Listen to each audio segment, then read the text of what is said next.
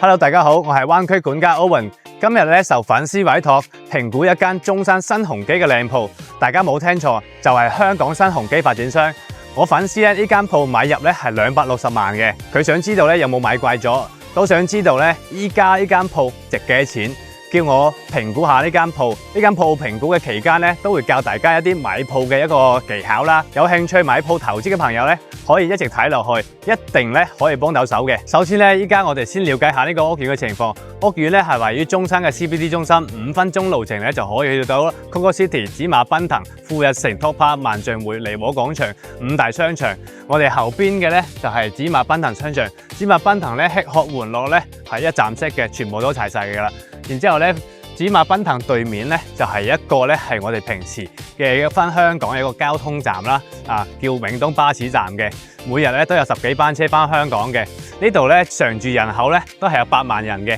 屋苑咧係受中山路、孫文路咧2條城市主幹道咧環繞嘅。呢個屋苑咧係已經開咗20幾年㗎啦，商業範圍咧係好濃厚嘅。成個屋苑咧分5期開發，總共咧係4000幾個單位，居住人口咧都有1.2萬人嘅，只有咧112個鋪位，分內街鋪同埋外街鋪。呢邊咧我哋屋苑對面咧都係一個我哋廣東省嘅最大嘅一個郊野公園啦。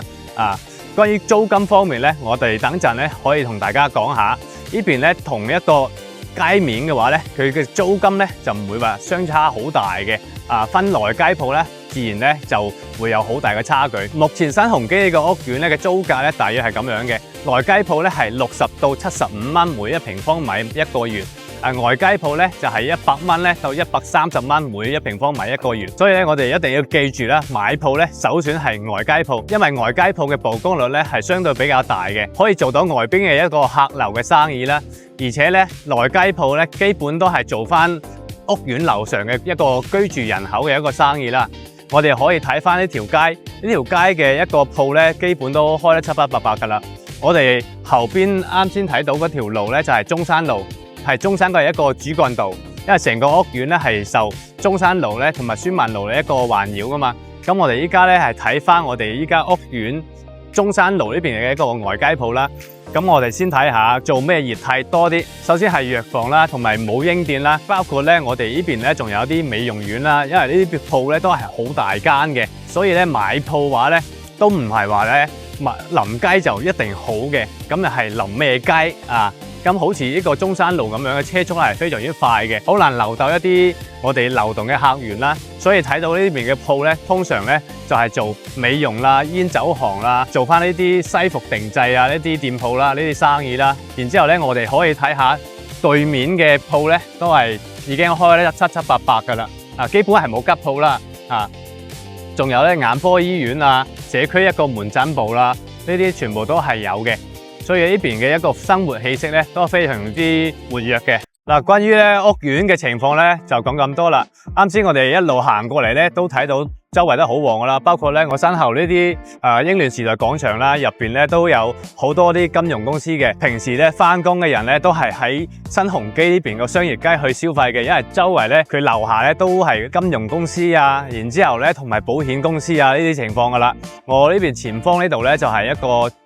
中山嘅一個海關，即係事業單位嚟㗎啦。我哋睇到咧對面呢度咧有一個華潤萬家啦，華潤萬家底下咧你睇到一個商嗰啲即係商嗰啲咧就係我哋平時食宵夜嘅一個地方啦，成一條宵夜街嚟嘅。咁我哋依家事不宜遲咧，一路行過去，再去睇下我粉絲嗰間鋪究竟係點樣嘅。跟住鏡頭一直行。對面咧有華潤萬家嘅商場嘅一個停車位啦，都係比較方便嘅一個泊車消費嘅。呢度咧係一個公共巴士站，我哋中山咧就比較方便嘅。平時1蚊雞坐巴士咧就可以基本行過一個成個中山㗎啦。咁對面咧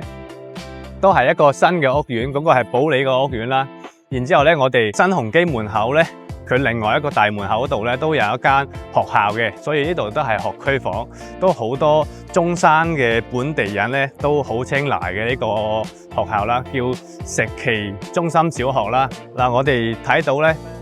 呢邊咧就係學校，所以呢度咧一個中心位，佢無論佢係商業配套同埋咧佢嘅教育配套醫療配套都非常之成熟嘅。我哋依家行去另外一個門，啱先我哋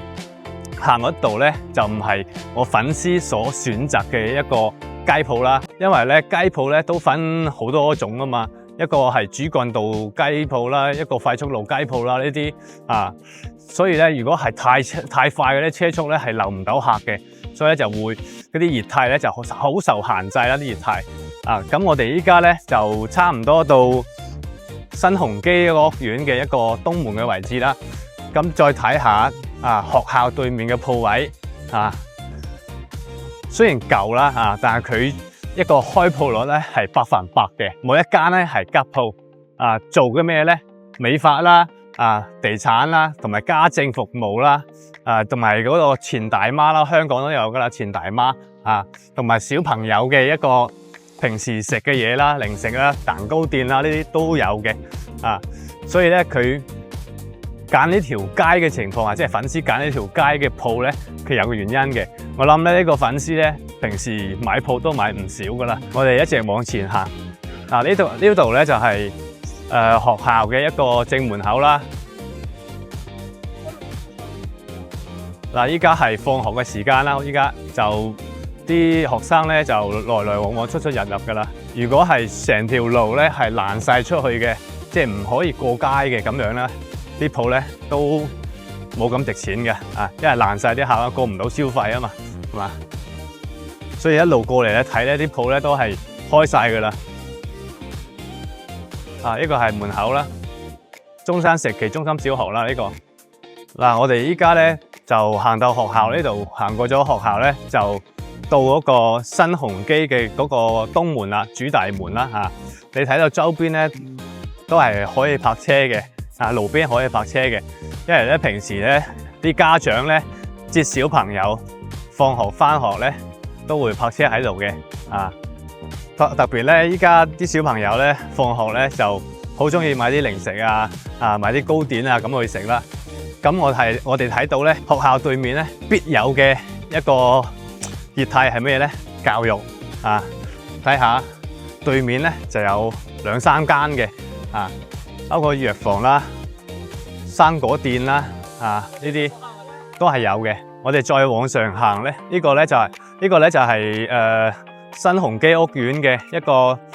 東邊嘅一個主門口啦。嗰度咧係有一間麵包店嘅喎，係吉鋪喺度嘅喎一條街就得呢2間係吉鋪喎。係咩情況咧？其實咧一條街嘅情況下都開晒嘅，得翻嗰2間冇開嘅其實係好正常嘅唔好大驚小怪啦，呢啲係嘛？咁因為呢啲咧有啲情況咧係因為業主之前嘅租金咧覺得太低啦，然之後成條街咧都旺起身，咁然之後佢又想去加翻啲租啦，咁原先嗰個商家咧又唔肯加，咁只能夠解約啦，所以咧佢就會重新去揾租客啦。呢啲情況咁我哋依家咧就到咗新鴻基呢邊嘅一個商業街啦即係啱先我哋講嘅嗰個粉絲嘅一個鋪頭嗰個位置啦我哋一路行可以睇下呢條街咧都係好乾淨嘅，做得新鴻基呢啲管理咧真係一流成個街面咧都好乾淨嘅嗰邊咧又有間教育嘅，所以咧喺學校旁邊買鋪咧教育行業咧係好好做嘅咁呢邊咧都有啲茶莊啦，同埋食店啦，呢啲日料嘅食店呢啲呢度咧都有一間旅遊公司啦。咁其實講翻呢度咧，我就有一個推介嘅一個豪宅底下嘅一個商鋪啦。佢